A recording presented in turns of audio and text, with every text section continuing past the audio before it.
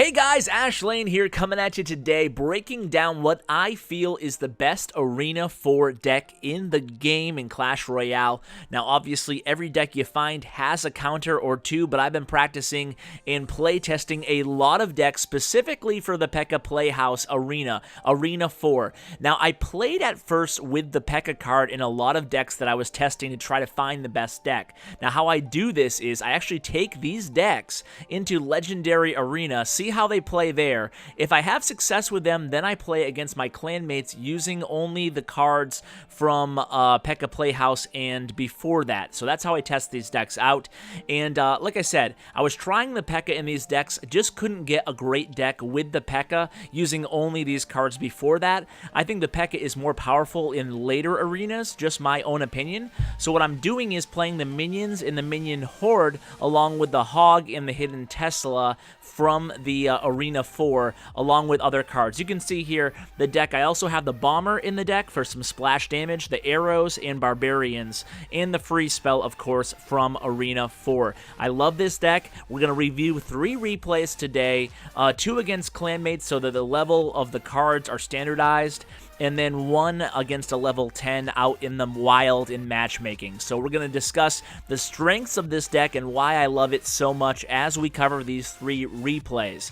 So we're going to start here by placing a bomber. Now obviously you don't have the elixir collector. That's part of the reason why I like the PEKKA better in decks in later arenas, because with an expensive card like the PEKKA or the golem, I prefer having a little bit of an elixir recoup ability with the collector. So the idea behind this deck is you have a lot of defensive flexibility, right? You have the minions in the minion horde can pretty much defend against anything, and you have the distracting unit right here in the hidden Tesla. So when playing the hidden Tesla, 9 times out of 10 you're going to play it right there or 1 square above that. That's going to be the perfect distracting spot for the hidden Tesla to distract units, defensive targeting units especially, in either of the lanes. So that's a perfect usage of the hidden Tesla. That's why it's one of the most important cards in your deck. Now offensively speaking, this deck is built around the hog freeze combination. A very effective combination. But the thing is, you don't necessarily want to bust out the hog freeze right off the bat.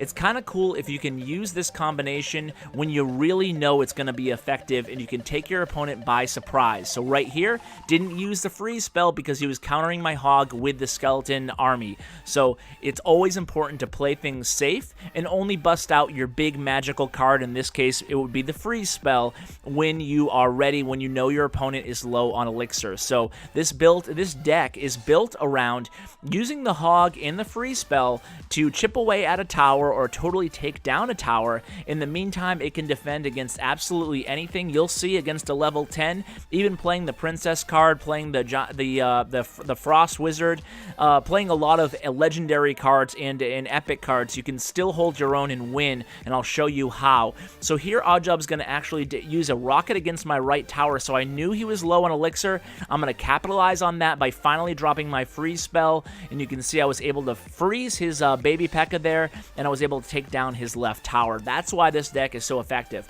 You can play a lot of defense, and then when the timing is right, you can use your barbarians and your hog to get a nice push going in either of the lanes. Now I knew he had the fireball, but I decided to test with the minion horde there to see if it was up. It was up, but I was able to sneak in a hog again in the right hand lane, so now I'm chipping away at that right tower, but it's not going to really matter as I pretty much secured the victory by this point. The barbarians are a great card in this deck as well. I would not substitute out the barbarians, and I love having the minions and the minion horde in the same deck. So try this out, guys. I'm pretty confident that it is one of the best combinations, especially when you learn how to use it. Here was a 2 crown to 1 victory. We'll go ahead and play another match against Oddjob. On this second match, he actually switched up his deck. I kept the same deck, and he's now playing a couple defensive units. He has the Inferno Tower as well as the cannon there. So you're going to see how versatile this deck is. Part of the reason why I say I love it so much for Arena 4 for PEKKA Playhouse.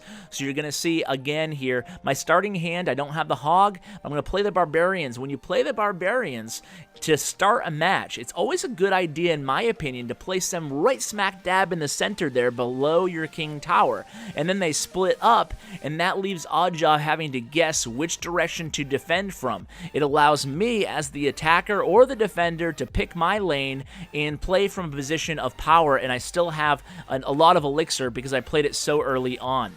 So now I'm going to go ahead and try to sneak that hog in there in the right-hand lane. You can see Oddjob's hand. He has absolutely nothing to counter this hog with at all, so I'm just going to go ahead and keep taking hits on that right tower. Now, even when he plays an Inferno tower or a cannon, it's important not to panic. You can always play your hidden Tesla card if you don't know what else to play for the time being. So it allows you to use some elixir and then recoup and just kind of reload and get a good hand ready to play. So at this point, I'm going to play the Barbarians again. This time, I'm not going to split them up. Rather, I'm going to target that right-hand lane because I've already chipped away at that tower. I want to add onto it at this point.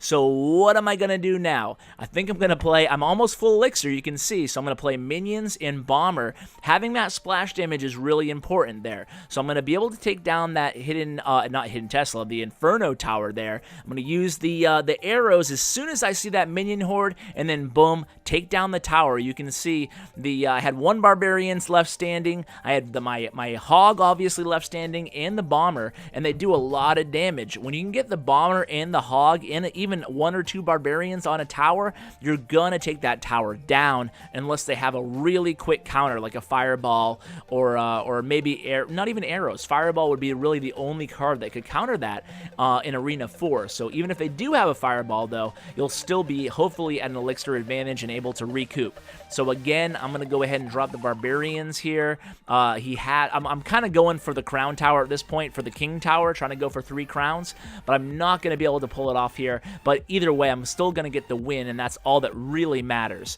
So I'm going to go ahead here. I'm ready with the arrows against the Minion Horde, but I don't think I really need it. Instead, I'm going to play a Minion Horde of my own, and there's only 20 seconds left over here. So at this point, I've kind of resigned myself to playing a little bit of defense.